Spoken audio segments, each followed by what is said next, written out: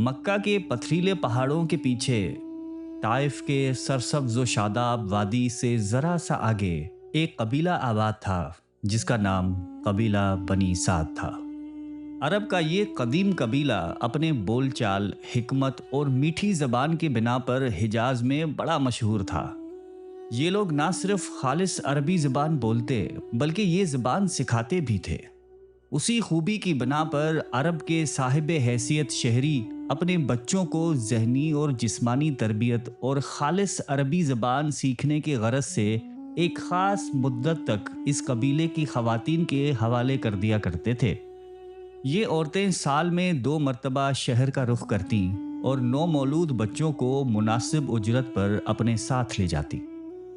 انہی عورتوں میں ایک معزز و محترم خاتون حضرت حلیمہ سعدیہ رضی اللہ تعالی عنہا بھی تھیں، جنہیں نبی آخر الزماں سرور کائنات نبی اکرم صلی اللہ علیہ وآلہ وسلم کو ایام رضاعت میں اپنی آغوشی میں رکھنے اور 2 سال تک دودھ پلانے کا شرف عظیم نصیب ہوا۔ آگے کی کہانی حضرت حلیمہ سعدیہ کی زبانی۔ وہ فرماتی ہیں کہ ان دنوں ہمارا علاقہ شدید تر قحط اور خشک سالی کا شکار تھا۔ وہ مئی کا ایک سخت گرم دن تھا کہ جب ہمارے قبیلے سے خواتین کا ایک قافلہ نومولود بچوں کے حصول کے لیے مکے کی جانب روانہ ہوا۔ اس قافلے میں شامل خواتین میں سے ایک میں بھی تھی۔ میں اپنی سفید گدھی پر سوار تھی۔ میرا خاوند حارث، دودھ پیتا بچہ عبداللہ اور میری خستہ حال کمزور اونٹنی بھی ہمارے ساتھ تھی۔ میری گدھی نقاہت اور کمزوری کے سبب نہایتی سست رفتاری سے سفر طے کر رہی تھی، جس کے بنا پر قافلے کی سب عورتیں مجھ سے عاجز تھیں۔ چنانچہ وہ سب مجھ سے پہلے ہی مکہ پہنچ گئیں۔ انہیں سب سے پہلے حرم کعبہ کے متولی اور مکے کے سردار عبد المطلب کے گھر لے جایا گیا، لیکن انہوں نے جب یہ پایا کہ یہ بچہ یتیم ہے تو انعام و اکرام نہ ملنے کے اندیشے کے پیش نظر انہوں نے وہ بچہ لینے سے انکار کر دیا۔ یہاں تک کہ جب میری سواری مکہ پہنچی تو ہمارے قبیلے کے تمام خواتین بچے حاصل کر چکی تھیں۔ میں نے اپنے شوہر سے کہا کہ اللہ کی قسم مجھے خالی ہاتھ جانا ذرا بھی اچھا نہیں لگتا، اور پھر اپنے شوہر کے مشورے پر میں نے اس یتیم بچے کو صرف اس بنا پر لیا کہ قبیلے کے لوگ خالی ہاتھ واپس آنے کا طعنہ نہ دیں۔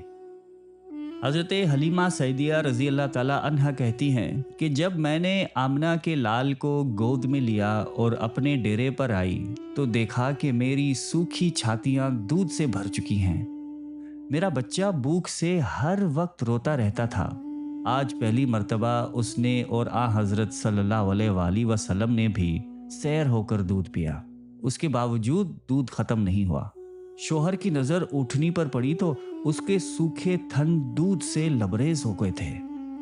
واپسی کے سفر پر میری وہی گدھی جو جاتے وقت سب سے آخر میں پہنچی تھی، اپنی تیز رفتاری سے سب کو حیران کر دیا۔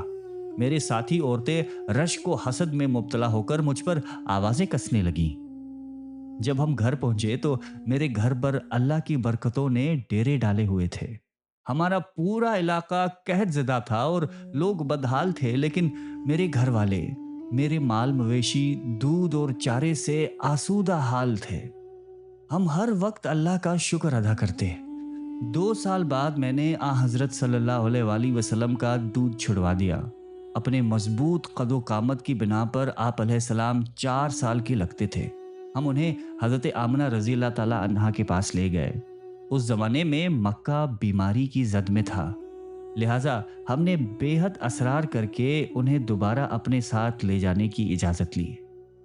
ابھی آپ صلی اللہ علیہ وآلہ وسلم 4 یا 5ویں سال میں تھے کہ شق صدر کا واقعہ پیش آیا۔ حضرت انس رضی اللہ تعالیٰ عنہ سے مروی ہے کہ آپ علیہ السلام اپنے رضائی بہن بھائیوں کے ساتھ گھر کے قریب ایک جگہ کھیل رہے تھے کہ اچانک حضرت جبرائیل امین علیہ السلام تشریف لائے۔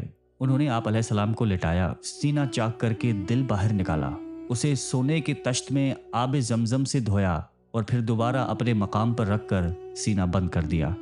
جب بہن بھائیوں نے یہ منظر دیکھا تو چیختے چلاتے گھر پہنچے اور ماں کو بتایا کہ کسی نے آپ علیہ السلام کو قتل کر دیا ہے۔ حضرت حلیمہ رضی اللہ تعالیٰ عنہا اور ان کے شوہر دوڑتے ہوئے وہاں پہنچے اور دیکھا کہ آپ علیہ السلام صحیح سالم بیٹھے ہیں، لیکن آپ علیہ السلام کا رنگ اترا ہوا تھا۔ ابھی کچھ ہی دن گزرے تھے کہ دو یہودی راہب حضرت حلیمہ رضی اللہ تعالیٰ عنہا کے پاس آئے اور آپ علیہ السلام کے بارے میں تفصیل پوچھنے لگے۔ ان میں سے ایک نے پوچھا کہ کیا یہ بچہ یتیم ہے؟ حضرت حلیمہ سیدیہ کو ان پر شک ہو گیا تھا، چنانچہ جلدی بولی کہ نہیں، پھر اپنے شوہر کی جانب اشارہ کر کے کہا کہ یہ اس بچے کا باپ اور میں ماں ہوں۔ راہب بولا کہ اگر یہ بچہ یتیم ہوتا تو ہم اسے قتل کر ڈالتے۔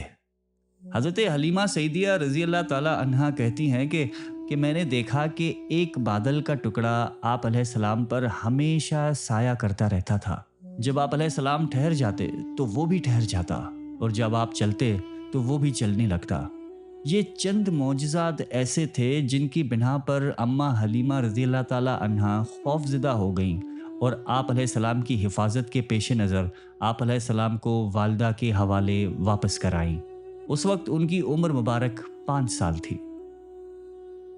جوانی میں جب آپ علیہ السلام حضرت خدیجہ سے نکاح فرما چکے تھے تو حضرت حلیمہ رضی اللہ تعالیٰ عنہا ملاقات کے لیے تشریف لائیں۔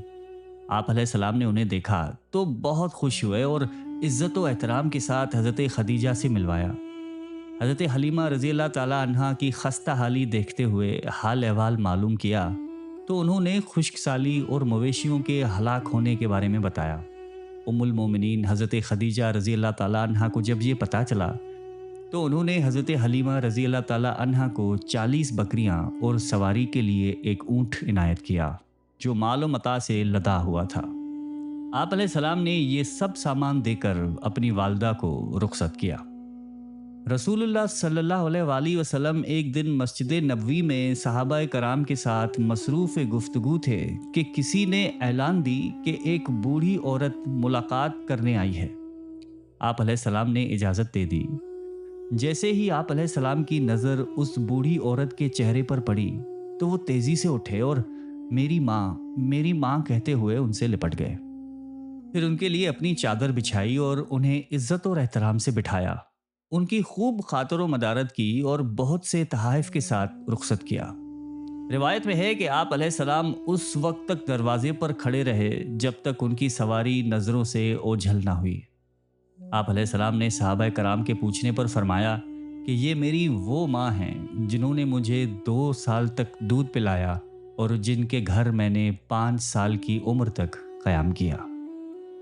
رسول اللہ صلی اللہ علیہ وآلہ وسلم کے رسالت کی اطلاع قبیلہ بنو سعد تک بھی پہنچ چکی تھی۔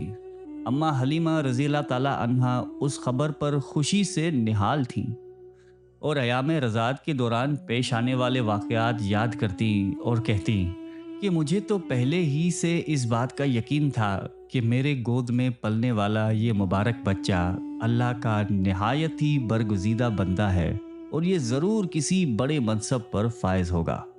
جس بچے کی دنیا میں رونق افروز ہوتے ہی رحمتوں کا نزول شروع ہو گیا ہو وہ ضرور پوری کائنات کے لیے رحمت کا باعث ہوگا۔ اللہ کا شکر ہے کہ آج میرا وہ یقین سچ ثابت ہو گیا اور اللہ نے میرے فرزند عزیز کو سب سے بلند و بالا مقام سے نوازا، لیکن ابھی تک میں نے حضرت محمد صلی اللہ علیہ وآلہ وسلم کے اس اعزاز عظیم کے بارے میں دوسروں کی زبانی سنا ہے، مگر اب مجھ سے صبر نہیں ہوتا۔ میں اس وقت تک چین سے نہ بیٹھوں گی جب تک خود ان کی خدمت اقدس صلی اللہ علیہ وآلہ وسلم میں حاضر ہو کر دین محمدی نہ اختیار کر لوں۔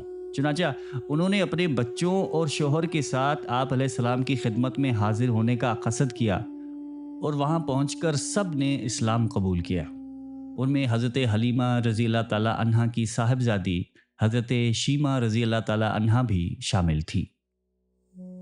مورخین لکھتے ہیں کہ حضرت حلیمہ رضی اللہ تعالیٰ عنہا کا شوہر حارث جب اپنے اہل و عیال کے ساتھ آپ علیہ السلام سے ملاقات کے لیے مکہ تشریف لائے تو اہل قریش نے انہیں دیکھ کر کہا کہ اے حارث، کیا تمہیں معلوم ہے کہ تمہارا بیٹا کیا کہتا ہے؟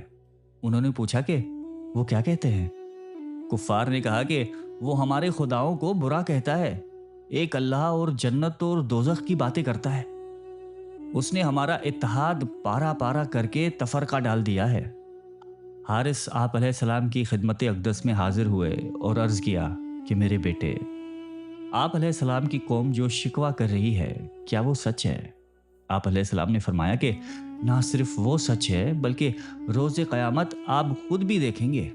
حارث پر اس گفتگو کا اس قدر اثر ہوا کہ فوراً کلمہ پڑھ لیا اور تبلیغ دین میں مصروف ہو گئے۔ یہ رضائی ماں حضرت حلیمہ سعیدیہ رضی اللہ تعالی عنہا سے مقدس رشتے ہی کا احترام تھا کہ آپ علیہ السلام نے غزوہ حنین کے دوران قید کیے گئے قبیلہ بنو حوازن کے 6,000 قیدی رہا کر دیے اور بے شمار مال غنیمت واپس کر دیا، اس لیے کہ وہ سب اماں حلیمہ رضی اللہ تعالی عنہا کے رشتہ دار ہونے کے ناطے آپ علیہ السلام کے بھی رضائی رشتہ دار تھے۔ حضرت حلیمہ سعیدیہ رضی اللہ تعالی عنہا کا انتقال 8 ہجری 629 عیسوی میں 79 سال کی عمر میں مدینہ منورہ میں ہوا اور ان کی تدفین جنت البقیع میں ہوئی۔ اللہ تعالی ہمیں قلب سلیم عطا فرمائے اور دین کی تبلیغ اور اشاعت میں حصہ لینے کی توفیق عطا فرمائے، آمین۔